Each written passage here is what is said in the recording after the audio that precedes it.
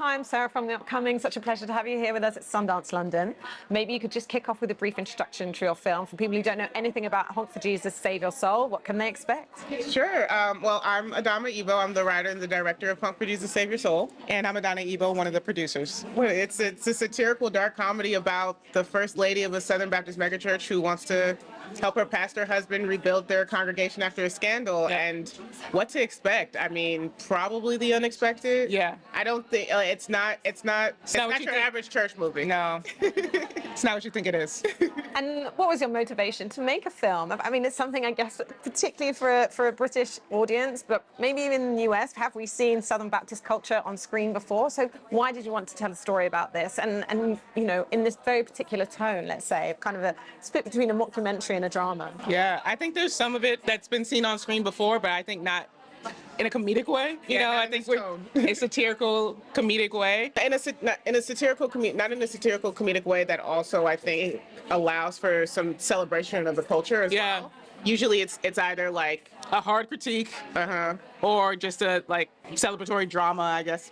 and I think it was important to us because I think the nuance of like religious and church-based culture is important to us, Yeah. and I feel like into our generation where there are people who don't love a lot of the aspects of organized religion. I think our generation definitely asked more questions than the previous generation. But we still feel a deep connection to Yeah. the culture of it, and so Yeah. like sort of riding that wave and that line. I think it's sort of a love letter to existing in that space. Yeah.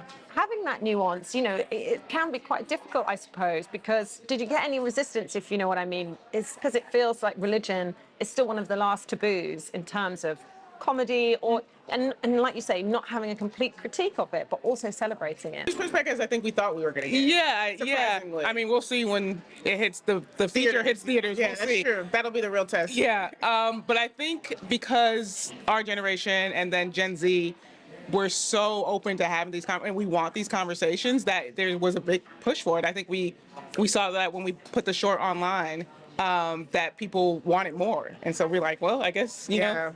We're doing the feature. And I think we were very intentional about making this for us. Yeah. The people in these spaces and of these generations. And so other folks, it's probably just not for you. Yeah. Tell us about your wonderful, wonderful cast, in particular Sterling K. Brown, and of course the amazing Regina Hall.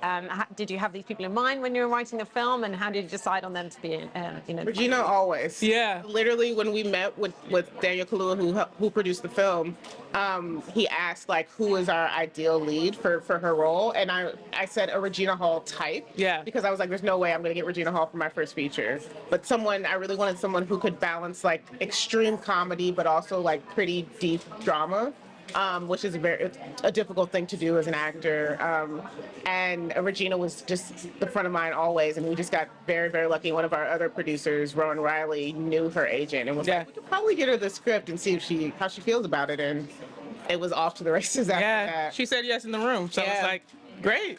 And Sterling took a little bit more time to find, but once I think we saw him on an episode of Brooklyn Nine-Nine, and before that we didn't know Sterling could be funny. Yeah. And then we saw him and we were like, this is it. Yeah. And met with him and it was instantaneous. And then Regina met, and their connection was instantaneous. Their chemistry was. So we're like, this has to be it. You know, what do you hope people take away from watching it? Because like you say, there's some laughs in there. It's also kind of throwing a spotlight on an area of culture that maybe people don't know.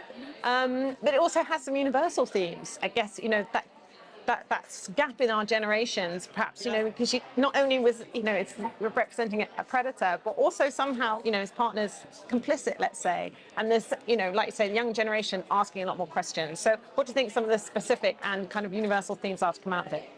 Oh, my main one is to question everything. Yep. Never take anything at face value. I think specifically if you are towards the top of leadership, which Trinity, as the first lady, she's towards the top. Mm-hmm. She, like she said, she may not be the head in the face, but because she didn't ask questions and because she didn't push back, she was complicit.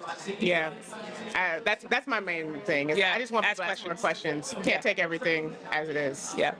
And how does it feel to be here at Sundance London? And what do you think the role is of festivals like this, and obviously main Sundance, in kind of giving a platform to different kinds of film? Extremely excited to be here. This is our first time in London. Yeah. And you know, Sundance Utah was online, and while I feel like that had its benefits. It definitely reached like a lot of people because it was online. People have more access. There's nothing like experiencing your film in a theater full of people. I think especially comedy, like Yep. feeling where those laughs hit or where they don't.